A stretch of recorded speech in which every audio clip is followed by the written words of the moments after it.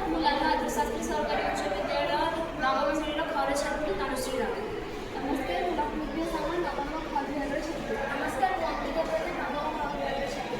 नमस्कार, सुमित्रा बेहरा नवम खर छात्री। नमस्कार, अंकल्प मिश्रा नवम श्रेणी खर छात्री।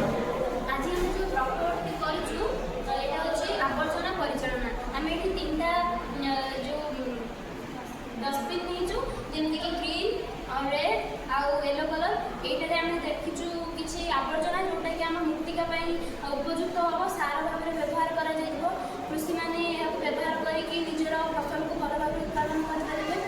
ये हूँ मानने आपको आम पुनर्व्यवहार व्यवहार कर जमीक प्लास्टिक आउ कि जरी अच्छी आ भितर जमीक एगुरा मटी पड़े थे मटी वर्ष धरी मिल ना वृष्टिपात मटी को ठीक भाव में जल जापे ना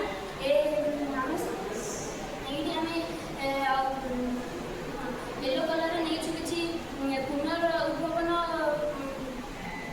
वर्ज्यवस्तु येलो कलर डस्टबिन जहाँ व्यवहार करेंगे जमीक कागज हरिका अच्छी आउ कि जिन अच्छी पुनर्बार व्यवहार कर नुआ जिन व्यवहार कर मोर ये प्रकल्प दर्शा चाहूँगी कि प्रत्येक स्कूल प्रत्येक महाविद्यालय घरे गाँ सबुठ एमती 3 प्रकार डस्टबिन कर सब जगह भिन्न